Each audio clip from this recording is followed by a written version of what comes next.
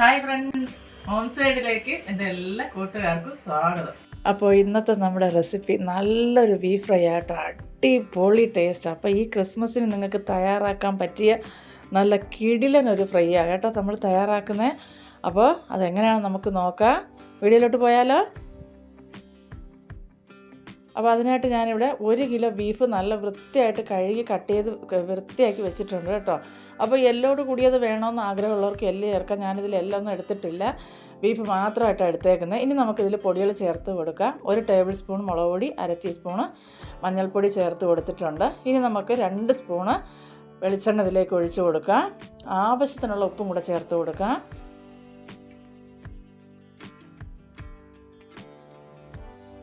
ഉപ്പും കൂടെ ചേർത്ത് കൊടുത്തതിന് ശേഷം നമുക്ക് നല്ലതുപോലെ ഇതൊന്ന് കൈകൊണ്ട് മിക്സാക്കി എടുക്കാം. കൈ ഒന്ന് ക്ലീൻ ചെയ്തതിന് ശേഷം നല്ലപോലെ ഒന്ന് മിക്സാക്കി എടുക്കാം. ഈ മുളക് പൊടിയും ഉപ്പും മഞ്ഞളും എല്ലാം ഈ ബീഫിൽ നല്ലപോലെ ഒന്ന് പിടിച്ച് കിട്ടണം.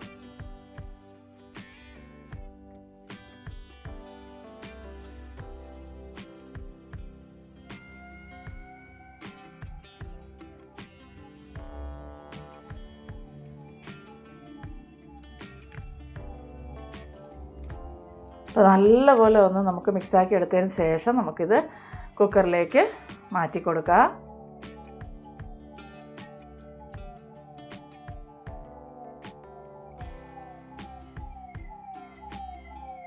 ഇനി നമ്മൾ ഈ പാത്രം കഴിയുക ഒരല്പം വെള്ളം, 1/2 കപ്പ് വെള്ളം നമുക്ക് എടുത്താൽ മതിയാവും. അതും കൂടെ ചേർത്ത് നല്ലപോലെ ഒന്ന് മിക്സാക്കി നമുക്കൊരു 4 വിസിൽ, ഞാൻ എൻ്റെ ഈ കുക്കറിന് ആദ്യം ഒരു 4 വിസിൽ അടുപ്പിക്കുന്നുണ്ട്.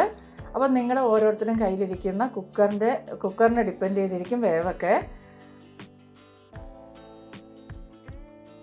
ഒരു 4 വിസിൽ അടിച്ച് വരുന്ന സമയം കൊണ്ട് നമുക്കിതിന് വേണ്ടിയിട്ട് ഒരു അരപ്പും കൂടെ തയ്യാറാക്കി എടുക്കാം. അപ്പോൾ അതിലേക്ക് ഞാനൊരു 6 ഉണക്കമുളക് എടുത്തിട്ടുണ്ട്. 1 സ്പൂണ് നമ്മുടെ പെരിഞ്ജീരകം എടുത്തിട്ടുണ്ട്. ഒരു 5 അല്ലി വലിയ അല്ലി വെളുത്തുള്ളി, ഒരു ചെറിയ പീസ് ഇഞ്ചി എടുത്തിട്ടുണ്ട്.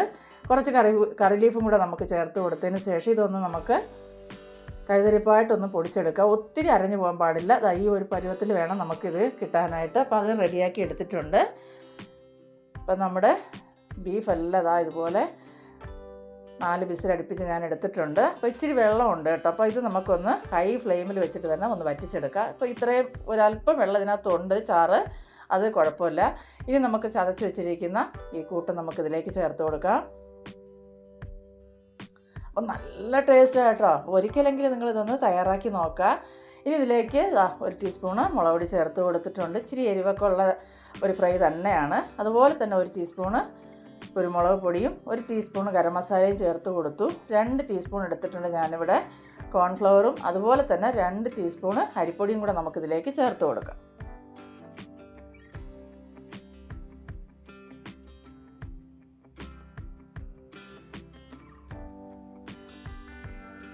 ഇനി നമുക്ക് ഒരു പകുതി നാരങ്ങയുടെ നീര് പിഴിഞ്ഞതും കൂടെ ചേർത്ത് കൊടുക്കാം.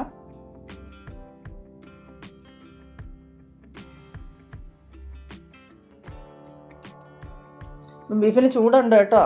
അപ്പോൾ ഇനി നമുക്ക് ഒരു സ്പൂണോ തവിയോ ഉപയോഗിച്ച് നല്ലപോലെ ഒന്ന് മിക്സാക്കി എടുക്കാം.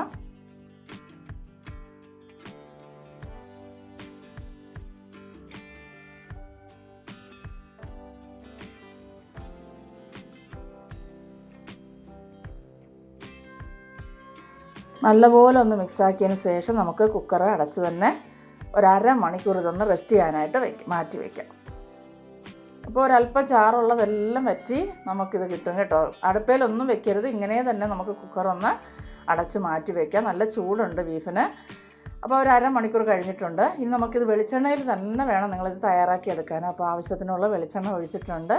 ഇനി നമുക്ക് കുറേശ്ശെ ബീഫിട്ട് എല്ലാം ഒന്ന് വറുത്തെടുക്കാം. അപ്പോൾ ഇപ്പോൾ നല്ലപോലെ വെന്തിട്ടുണ്ട് കേട്ടോ ബീഫ്. നമ്മൾ ആദ്യം ഒരു 4 വിസിൽ അടുപ്പിച്ചിട്ടുണ്ടായിരുന്നു. ഒരു 1/2 മണിക്കൂർ അങ്ങനെ അടച്ച് വെച്ചിട്ടുണ്ട്. ഇനി കുറച്ചുകൂടെ ഒന്ന് ഇതായാലും മതിയാവും. അപ്പോൾ നമുക്കിതൊന്ന് വറുത്ത് പോരാം. അപ്പോൾ ബീഫെല്ലാം നിരത്തി വെച്ച് കൊടുത്തിട്ടുണ്ട്. ഒരു വശം ഒന്ന് മുരിഞ്ഞ് കഴിയുമ്പോൾ നമുക്ക് മറുവശവും കൂടെ ഇതുപോലെ ഒന്ന് കോരി മറിച്ചിട്ട് കൊടുക്കാം.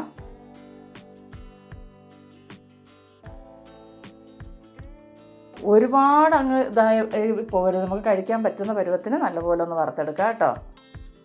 അപ്പോൾ നമ്മുടെ ബീഫെല്ലാം ഇവിടെ റെഡി ആയിട്ടുണ്ട്. ബാക്കിയുള്ളതും എല്ലാം ഞാനിതുപോലെ ഒന്ന് വറുത്തെടുക്കുന്നുണ്ട്. 2 പ്രാവശ്യമായിട്ടാണ് ഞാൻ ഇട്ടേക്കുന്നത് കേട്ടോ. ഒറ്റ ട്രിപ്പിൽ വറുത്തെടുക്കാൻ പറ്റത്തില്ല. കാണുമ്പോൾ തന്നെ കഴിക്കാൻ തോന്നും കേട്ടോ. ഇത് കാണുമ്പോൾ തന്നെ വായിൽ നിന്ന് വെള്ളം ഊറി വരുവാട്ടോ, അത്ര ടേസ്റ്റാണ്. അപ്പോൾ നിങ്ങളൊന്ന് ഉണ്ടാക്കി നോക്കുക. ഇഷ്ടപ്പെട്ടവർ ലൈക്കും ഹൈപ്പും തരാൻ മറക്കരുത്. അപ്പോൾ നമ്മൾ ഈ ക്രിസ്മസ് സമയം എന്നൊക്കെ പറയുമ്പോൾ വെറൈറ്റി ആയിട്ട് എന്തെങ്കിലുമൊക്കെ ഉണ്ടാക്കാൻ നോക്കുന്ന സമയമാണ്. അപ്പോൾ നിങ്ങൾക്ക് ഈ ഒരു റെസിപ്പി നിങ്ങൾക്ക് സേവ് ചെയ്ത് വെച്ചാൽ ഉറപ്പായിട്ട് നിങ്ങൾക്ക് ഇത് ചെയ്യാൻ പറ്റും. അപ്പോൾ ഞാൻ ബീഫെല്ലാം വറുത്ത് മാറ്റിയിട്ടുണ്ട്. ഇപ്പോൾ ഒരു 10-15 ചുമന്നുള്ളി ഞാൻ ഇതുപോലെ ഒന്ന് അരിഞ്ഞെടുത്തിട്ടുണ്ട്. അപ്പോൾ ഇത് നമുക്കൊന്ന് വഴറ്റിയെടുക്കാം.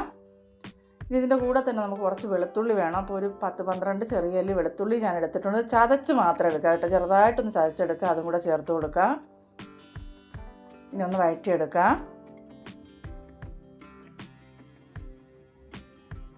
അപ്പോൾ ഇതിൻ്റെ ഈ പൊടി മാത്രം മതിയാവും ചോറ് കഴിക്കാൻ, അത്രയ്ക്ക് ടേസ്റ്റാണ് കേട്ടോ. ഇനി ഇതിൻ്റെ കൂടെ തന്നെ നമുക്കൊരു 4-5 ഉണക്കമുളകും അതുപോലെ തന്നെ 2-3 തണ്ട് കറി ലീഫും കൂടെ ഇട്ട് നല്ലപോലെ ഒന്ന് മൂപ്പിച്ചെടുക്കാം.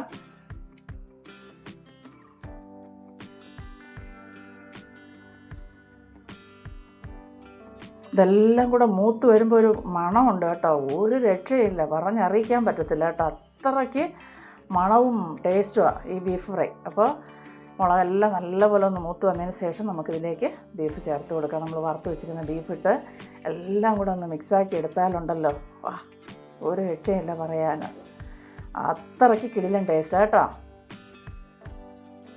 എല്ലാം കൂടെ നല്ലപോലെ ഒന്ന് മിക്സാക്കി എടുക്കാം.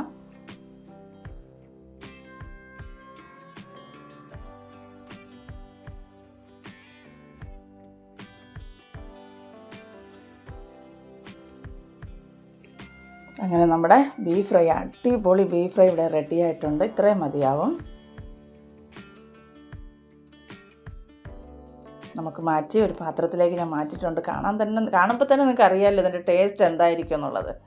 അപ്പോൾ എല്ലാവരും ഒന്ന് ഉണ്ടാക്കി നോക്കാം, മറക്കാതെ ഉണ്ടാക്കി നോക്കുക. അഭിപ്രായങ്ങളൊക്കെ കമൻ്റായിട്ട് അറിയിക്കുക കേട്ടോ. അപ്പോൾ കപ്പയുടെ കൂടെ, ചോറിൻ്റെ കൂടെ, എന്തിൻ്റെ കൂടെയും പോകുന്ന നല്ല അടിപൊളി ഒരു ബീഫ് ഫ്രൈ ആണ് ഞാൻ നിങ്ങൾക്ക് ഇന്ന് പരിചയപ്പെടുത്തിയത്. അപ്പോൾ മിസ് ചെയ്യാതെ കാണുക കേട്ടോ, സ്കിപ്പ് ചെയ്യാതെ കാണുക. ഇഷ്ടപ്പെട്ടാൽ ലൈക്ക് തരിക. അപ്പോൾ ഈ വീഡിയോ എല്ലാവർക്കും ഇഷ്ടപ്പെട്ടെന്ന് കരുതുന്നു. അടുത്തൊരു വീഡിയോ ആയിട്ട് കാണുന്നതുവരെയും എൻ്റെ എല്ലാ കൂട്ടുകാർക്കും ബൈ.